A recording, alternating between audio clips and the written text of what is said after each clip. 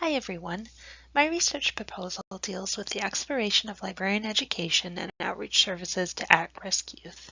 The population I focused on was juveniles in the correctional system. Now I'll get started. I came to my topic in a roundabout way. One of the topics in librarianship which I find the most interesting are services to underrepresented groups of people.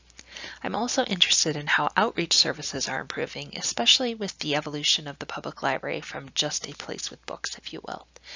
I wanted a topic which would educate me more about a social justice aspect of librarianship, but also enable me to learn about outreach services which I may want to pursue during my career.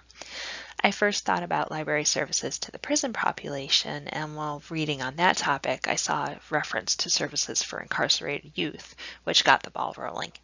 It's a topic that has not been studied nearly as much as library services to incarcerated adults, so it didn't feel like a redundant type of choice. I've included some statistics on this slide for you to look at if you'd like. The problem I identified for my research was librarians who do not have prior knowledge or experience with youth and juvenile detention centers in their communities may have more difficulty providing library services to these groups. This is one reason why LIS education is so important, to teach professionals about concepts and/or populations outside their prior experience. Librarians may be wary of partnerships with facilities, which often take initiative and may be more difficult to establish, or they may not be aware if services with facilities are needed. Providing services to incarcerated youth is more complex than offering services to youth populations who normally visit the library. The purpose of the study is to determine if a gap exists in LIS education relating to providing outreach services to incarcerated youth. In exploring and possibly drawing attention to the issue through the study, it is hoped that awareness will increase, and in turn, more librarians will establish outreach services. The primary research question is to what degree do LIS programs prepare public librarians to offer outreach services to the most vulnerable subsets of at-risk youth, which, for the purposes of the study, are youth and juvenile detention facilities or other closely related groups. And the primary objectives are services to marginalized members help prove a library's worth, as providing services in the community is a tangible benefit. In raising awareness of a possible gap in LIS education, perhaps more programs will offer specialized courses, and more librarians will seek out these educational opportunities. I've also included the sub-questions and hypotheses on this slide. Now I get to discuss my favorite part of the project, the literature review. The three common themes in the literature that I focused on are library outreach services, benefits of librarians in JDCs, and challenges for librarians while working with JDCs. The literature regarding library outreach services mostly consists of recommendations, things to expect, and what has worked for authors and respondents of the research. One related study by Click surveyed 181 public libraries in California. She found that of the 180 who responded, 27 had staff or volunteers in direct contact with facilities, 54 occasionally donated unwanted books, and 126 didn't provide any type of services. There has also been discussion of mobile outreach to adult prisons in the literature, such as in Alameda County, California. Vaccarino and Conry found that the library environment and librarians can be intimidating for incarcerated adults who may have difficulty reading or don't know how to find information. This is relevant because youth in JDCs may also be intimidated for similar reasons. The literature also discusses why JDC outreach matters. Library outreach facilitates improved lifelong learning and literacy opportunities. Many researchers believe that outreach successfully promotes the library. Additionally, in showing what the library has to offer, juveniles will hopefully turn to the library after they re-enter society. As juveniles become adults, making a difference now could mean that they will support libraries during adulthood. Juveniles will also be more likely to associate libraries with positive feelings such as familiarity and comfort. The next topic pertains to the benefits of librarians and JCFs. Researchers have written about the benefits of increased literacy and education for improved opportunities and reduced recidivism. Librarians can play a role in the effective schooling of youth in JDCs by promoting reading, helping with research, etc. youth offenders face many disadvantages, such as adult recidivism, unemployment, and poverty. So taking into account that they have, on average, a 5th grade reading level, improved literacy is an important benefit. There are also recreational and societal benefits highlighted by the research. Librarians offer recreational materials, a link to the outside community, and positive social interactions. It is also noted that many teens in facilities don't even realize that they enjoy reading until they enter the JDCs. The most discussed common theme in the literature pertains to the challenges librarians will face in establishing partnerships with JDCs and while offering outreach services.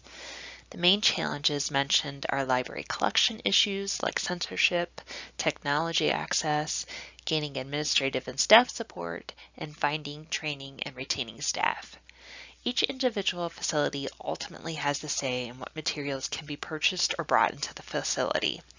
Often, this means that librarians are caught in the middle of facility policy and ALA professional ethics, as materials such as true crime and urban fiction may not be permitted.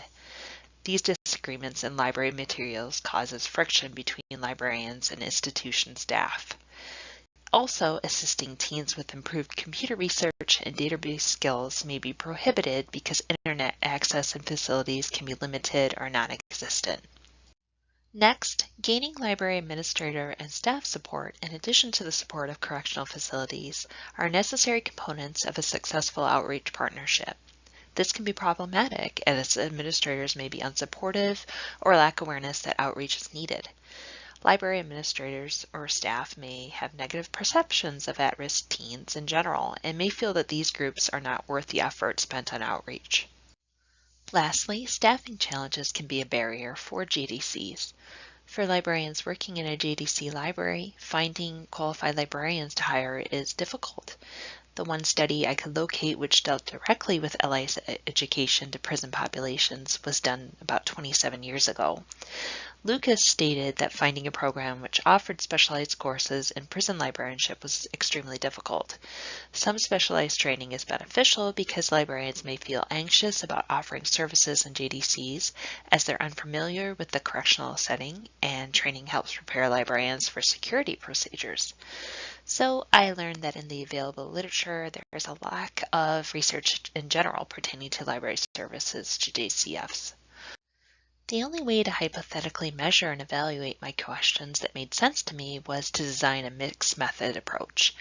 I thought the best way to answer my first sub-question regarding how many LIS programs currently offer some sort of training for special populations was to conduct a type of document analysis, which is a qualitative method, using the websites of ALA accredited programs. If I couldn't find information on the websites, I would use email or phone calls. Using a spreadsheet, I would categorize the information using 4 groups, which are if the school offers a specialized program, an individual course, a course with just a section on services to the incarcerated, or provides no course offering. To answer the other questions, it seemed like a survey was a natural choice.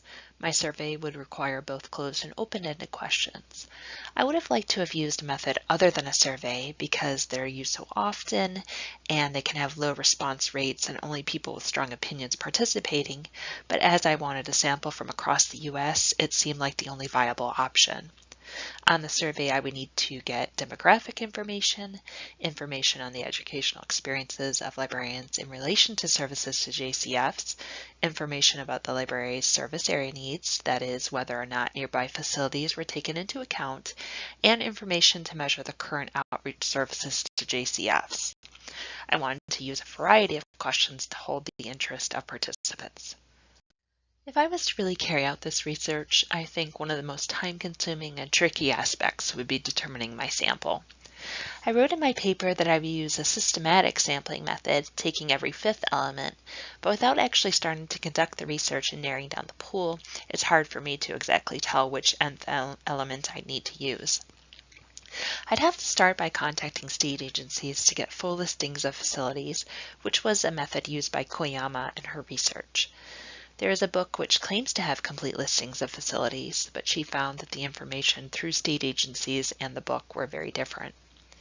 I then need to map out all the libraries near those facilities and take an nth number from that list. Finally, the sample would end up being self-selected since the survey would need to be taken voluntarily. I thought a mailed survey would be best to protect privacy and anonymity. I may also have a chance of getting better responses that way. To analyze the data, I need to code the surveys by library, but not reveal which library the participants came from in the final research project. I would also probably use qualitative software like CAT and a quantitative software like SAS to help organize and look for themes in the research. To quickly wrap up, it would be my hope that if I was really conducting this research, that just the act of surveying librarians would raise awareness of the potential need for library outreach collaborations to JDCs. Although some of the information in the literature was a little discouraging, if this is something anyone is interested in, it never hurts to try to getting involved, even if it's something small. And with that, I wish you a happy end of the semester and a good rest of the summer.